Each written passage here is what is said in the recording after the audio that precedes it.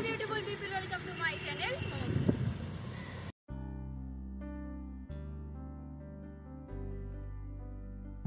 সুপ্রভাত বন্ধুরা, আজ হলো জ্যৈষ্ঠ মাসের শেষ জয়মঙ্গল ষষ্ঠীর পুজো। তাই জন্য সকালবেলা স্নান সেরে প্রথমেই গৃহদেবতার আরাধনা করে নিলাম।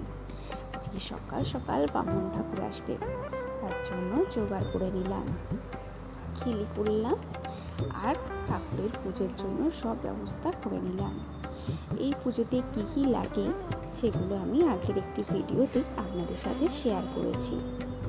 তারপর অনেক জামা কাপড় কাচলাম, সেগুলো আস্তে আস্তে ছাদে দিয়ে শুকোতে দিয়ে আসলাম।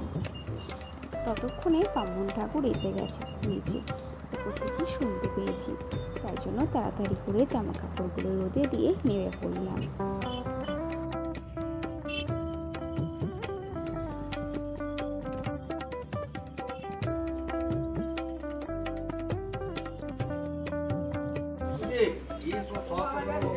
ঠাকুরমশাই এসে গেছে এবং পুজোতে বসে পড়েছে। আজকে জয়মঙ্গলবারের ব্রত, আর আজকে জয়মঙ্গলবারের ব্রত কথাটা শেয়ার করবো আপনাদের সাথে। পুজোর নিয়ম তো শেয়ার করেছিলাম আগের একটি ভিডিওতে। তাছাড়া বৃহস্পতিবার আমাদের আছে দশহারা। জয়মঙ্গলবারের ব্রত, জ্যৈষ্ঠ মাস। ব্রতের ফলেই ব্রত পালনের নারীগণের মনের সকল কামনা পূর্ণ হয়। ব্রত কথা। কৈলাসে পার্বতী একদিন পদ্মাকে বললেন, পদ্মা, মর্ত্যলোকে আমার পুজো প্রচার করতে যাব। পদ্মা বললে, মা, কি প্রকার যাবে? পার্বতী বললে, নরলোকে গিয়ে আমি বিদ্যা ব্রাহ্মণীর বেশে প্রচার করব। এই বলে তিনি বিদ্যা ব্রাহ্মণীর বেশ ধরে মর্তে চললেন। দেখতে দেখতে ধনপতি সদাগরের বাড়ির দরজায় উপস্থিত। দুটি ভিক্ষা দাও মা বলে তিনি হাঁক দিলেন। সেই কণ্ঠস্বর শুনে গৃহিণী লীলাবতী ভিক্ষা দিতে উদ্ভূত হন। অমনি পার্বতী বললেন, মা, তোমার কটি ছেলে মেয়ে? লীলাবতী বললেন, আমার 7টি মেয়ে, ছেলে হয় নাই। পার্বতী বললেন, ছেলে হয় নাই? তবে তো মা আমি তোমার হাতে ভিক্ষা লইব না, বরং কন্যা আটকুড়ির হাতে ভিক্ষা লওয়া যায়, কিন্তু ছেলে আটকুড়ির হাতে ভিক্ষা লওয়া যায় না। তখন লীলাবতী বললেন, মা গো, ভিক্ষা না নিয়ে যদি যাও তাহলে গৃহের অকল্যাণ হবে। আমার এমনি পোড়া কপাল যে একটি ছেলে হলো না, তাই বলছি মা, সব মা মঙ্গলময়ীর ইচ্ছা। পার্বতী বললেন, আমি তোমার একটি ফুল দিচ্ছি, জ্যৈষ্ঠ মাসের শুক্লপক্ষে জয়মঙ্গলবারের ব্রতের কথা ব্রত করো, আর এই ফুলটি ধুয়ে জল খেও, তোমার একটি ছেলে হবে। এই ব্রত ফলার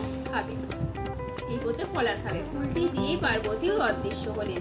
দেখতে দেখতে বছর ঘুরে এলো। সেদিন জ্যৈষ্ঠ মাসের শুক্লপক্ষের শুভ মঙ্গলবার লীলাবতীর পুত্র সন্তানের প্রসব করলেন। তার নাম রাখলেন জয়দেব।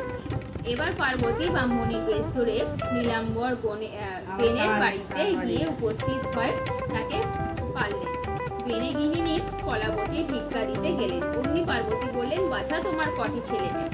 কলাবতী বললেন, আমার 7টি ছেলে, মেয়ে হয় নাই। পার্বতী বললেন, মেয়ে হয় নাই? তবে তো বাছা তোমার হাতে ভিক্ষা লওয়া যায় না, বরং ছেলে আটকুড়ির হাতে ভিক্ষা লওয়া যায়, মেয়ে আটকুড়ির হাতে ভিক্ষা লওয়া যায় না।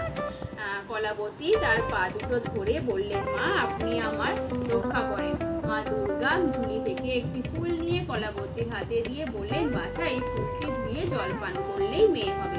ফুলটি দিয়ে মা দুর্গা অদৃশ্য হলেন। কলাবতী শুভক্ষণে ফুল ধুয়ে জল খেতেই তার গর্ভ হলো। যথাকালে গর্ভপূর্ণ হতেই একটি কন্যার প্রসব করলেন। তার নাম রাখলেন জয়াবতী। কিছুদিন পরে তারা বড় হতে খুব ঘটা করে জয়দেব ও জয়াবতীর বিয়ে হয়ে গেল। বাসর ঘরে জয়াবতী কাপড়ের খুঁট খুলে গজ বের করে যখন কিনছে, তখনই জয়দেব বলল, কি করলে? টুক করলে না তাক করলে? জয়াবতী বলল, টুকও করিনি, তাকও করিনি, আজ জয়মঙ্গলবারের ব্রত, তাই এখন গজ কিনল। জয়দেব বলল, এই ব্রতের ফল কি? জয়াবতী বলল, এই ব্রতের ফল অনন্ত। সকালবেলা বর কনের বিদায় উপভোগে নীলাম্বর বেনে মেয়েকে পা থেকে মাথা পর্যন্ত গহনায় মুড়িয়ে দিয়েছে। জয়দেব বাপকে বললেন, বাবা, আমি আলাদা ডিঙি করে বউ নিয়ে যাব। তাই হল। ডিঙি চলছে এমন সময় জয়দেব জয়াবতীকে বলল, দেখো, এখন বড় ডাকাতের ভয়, তোমার গহনা খুলে আমায় দাও। জয়াবতী গহনাগুলো খুলে দিল। জয়দেব গহনাগুলো একটি পুটলি বেঁধে জলে ফেলে দিল। অমনি একটা রাঘব বোয়াল পুটলিটাকে গিলে ফেলল। কিছু পরে ডিঙি ঘাটে এসে লাগলো। কিছু কিছুকাল পরে মা মঙ্গলচণ্ডীর কৃপায় জয়াবতী একটি পুত্র সন্তান প্রসব করলেন। গণপতি নাতির নাম রাখলেন সুকান্ত। জয়াবতী স্নান করে গেছে, সেই ফাঁকে জয়দেব সুকান্তকে নিয়ে পাঁচুটের কোণের ভেতর রেখে দিয়ে এলো। জয়াবতী স্নান করে ঘরে আসতেই মা মঙ্গলচণ্ডী জয়াবতীর কোলে ছেলে দিয়ে অদৃশ্য হলেন। জয়দেব দেখলো ঘরে ছেলে শুয়ে, জয়াবতী বাইরে তেল মাখাচ্ছেন। সে পা টিপে ভেতরে গিয়ে ছেলেকে কাপড় জড়িয়ে পুকুরের পাকে পুঁতে এলো। জয়াবতী পুকুরে স্নান করে ওপর উঠবার সময় দেখলো ছেলে তার আঁচল ধরে ওপরে উঠছে। জয়াবতী ছেলেকে কোলে নিয়েই ঘরে এলো। জয়দেব খাঁড়া দিয়ে ছেলেকে কেটে ফেললো, আর জয়াবতী মা মঙ্গলচণ্ডীকে স্মরণ করে ছেলেকে যেমন কোলে নিল অমনি ছেলে হেসে উঠল। তাই দেখি জয়দেব বলল, জয়াবতী তোমার বোধের সবগুলোই তো ঠিক হলো, কিন্তু একটা তো হলো না। জয়াবতী বলল, সময় হলেই হবে। কিছুকাল পরে সেই দেশের রাজা মারা গেলেন। রাজা খুঁজতে বেরোলো। ঘুরতে ঘুরতে জয়দেবকে সামনে পেয়ে সুরে করে পিঠে তুলে নিয়ে রাজ সিংহাসনে বসিয়ে দিল। জয়দেব রাজা আর জয়াবতী রানী হলো। তখন দুইজনে মা মঙ্গলচণ্ডীর পুজো চারিদিকে প্রচার করতে লাগলো। হাতে ফুল নিয়ে বই পড়লাম, তারপর গদ গিলে জল খাবো, তবে এই নিয়ম শেষ হবে। কাল রাত্রিরে একটু মিষ্টি দই পেতেছিলাম, দেখুন দইটা কি সুন্দর বসে গেছে। সকালে জলখাবারে একটুখানি স্যান্ডউইচ করে নিয়েছিলাম আর রিয়েলের জুস নিয়ে নিয়েছিলাম। পাউরুটিতে মেয়োনিজ লাগিয়ে একটু শসা দিয়ে ওপরে একটু সস দিয়ে খেয়ে নিলাম। আর দুপুরবেলা আজকে খাবো ফলার।